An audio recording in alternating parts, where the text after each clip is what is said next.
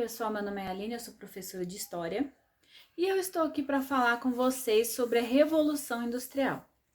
Antes de qualquer coisa, é importante a gente pensar um pouquinho sobre o que significa a palavra revolução. A palavra revolução, ela tem vários sentidos. O que nos interessa aqui é aquele que se refere a grandes mudanças na sociedade, grandes mudanças na vida do ser humano. Um exemplo que eu posso dar sobre revolução, a gente pode pensar na questão da vacina. A vacina, ela foi uma revolução para a sociedade. Por quê? Porque milhares de pessoas morriam por conta de doenças e essas mortes todas, elas começaram a ser evitadas com a invenção da vacina, que começou com a vacina contra a varíola. Outra forma de revolução, a invenção do telefone. A invenção do telefone revolucionou, né, as comunicações entre os seres humanos. Vamos pensar aqui, uma carta levava 2, 3 meses para chegar, isso quando chegava, né? Por meio do telefone, as pessoas começaram a ter acesso de forma muito rápida às informações. E depois disso vem a televisão, o rádio, vem a televisão, né? Várias invenções que revolucionaram a vida do ser humano. Você tem também as revoluções no sentido de batalhas, no sentido de lutas, né? Lutas de um estamento social contra outro estamento social, buscando mudar ou subverter ou transformar a ordem das coisas, como a Revolução Francesa foi. Vou fazer um vídeo sobre ela.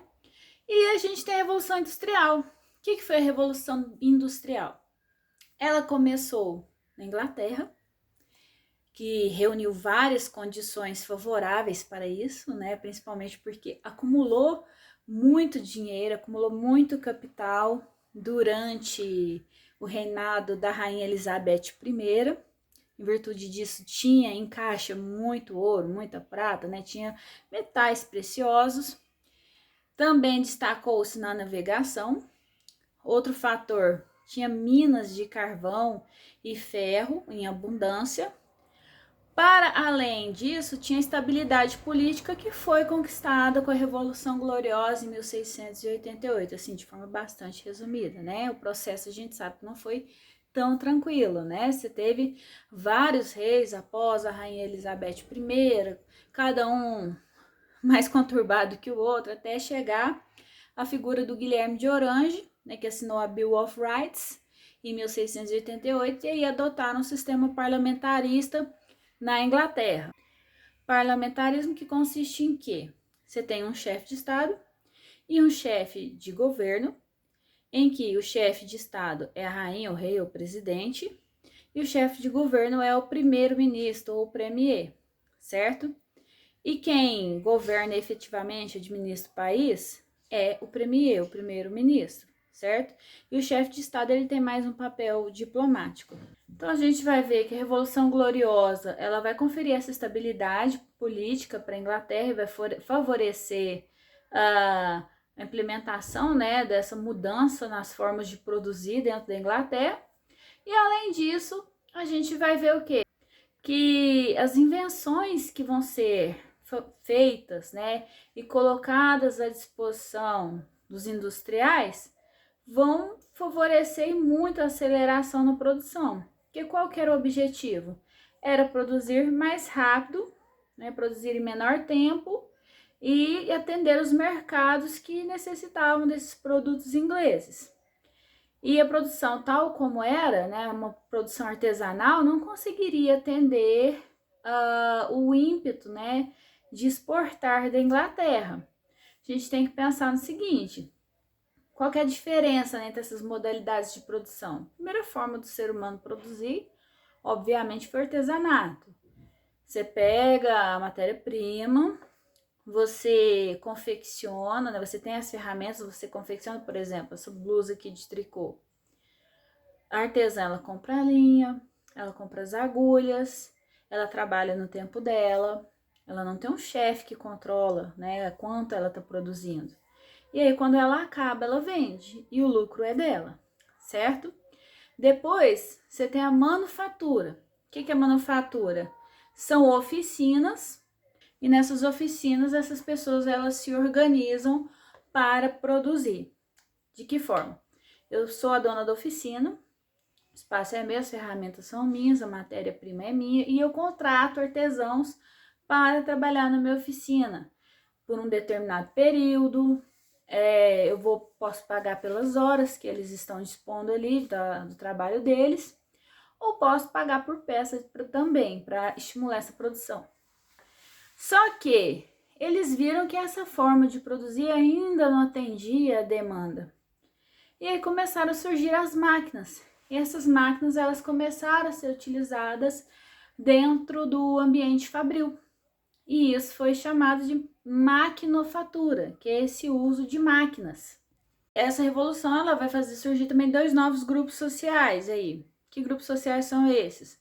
A burguesia industrial, né, os donos dessas indústrias, e o proletariado. Por que proletariado? Porque na época, gente, existia trabalho infantil, né?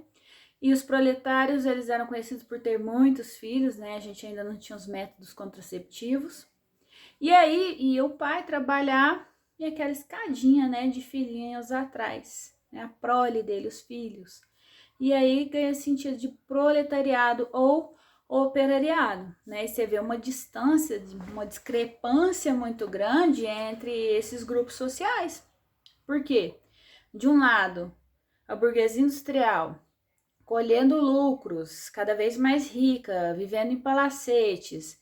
E do outro lado, você tem operários totalmente pauperizados, muito pobres, né? Vivendo de forma totalmente insalubre, né? Um cômodo para 11, 12, 13 pessoas.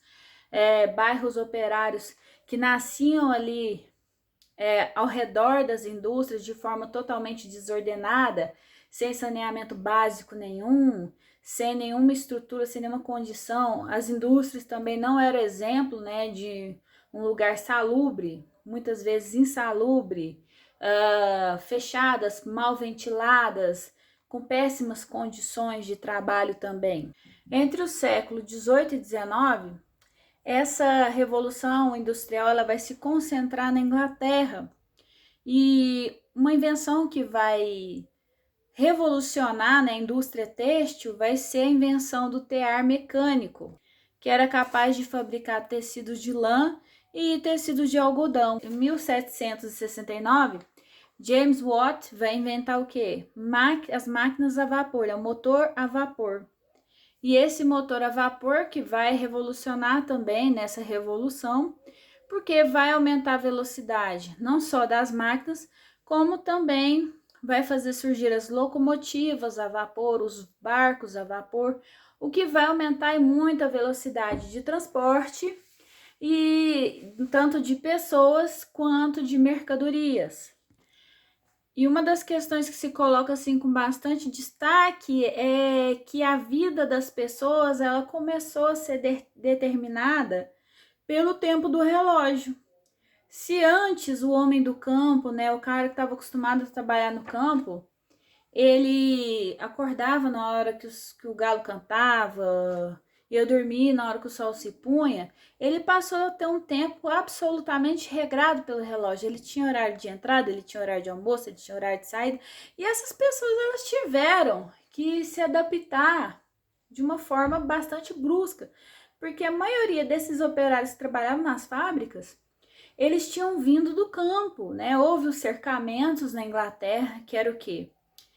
Aquela relação entre nobreza, aquela relação entre nobreza e campesinato, entre camponeses, já não estava dando o lucro esperado.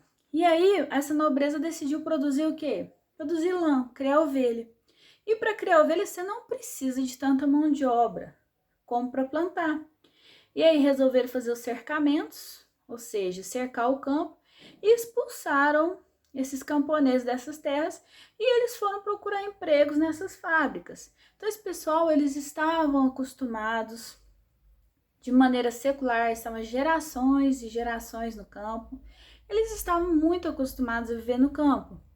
E eles tiveram que ir para a cidade, readaptar-se a um novo modo de vida, a seguir o tempo rigoroso do relógio, a trabalhar jornadas extensivas, 15, 16, 17, 18 horas, né? Uma jornada de trabalho abusiva, tanto para adultos quanto para mulheres e também para crianças, né? Crianças a partir de 4 anos já começavam a trabalhar nessas indústrias. E cabe aqui salientar que o trabalho feminino, ele era mal remunerado, o trabalho masculino já era mal remunerado, as condições eram precárias, mas o feminino também era. A mulher ganhava 1/3 do que um homem ganhava trabalhando numa fábrica, ela ganhava o mesmo valor que uma criança. Então, elas eram extremamente mal remuneradas e muito exploradas.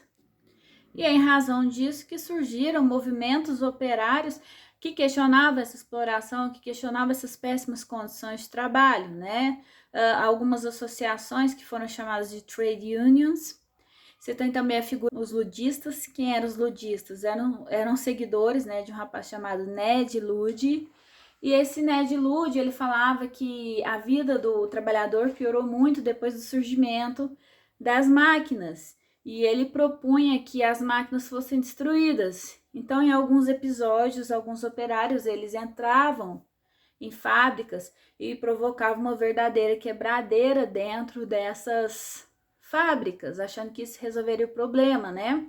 Como se fosse possível regredir no avanço tecnológico.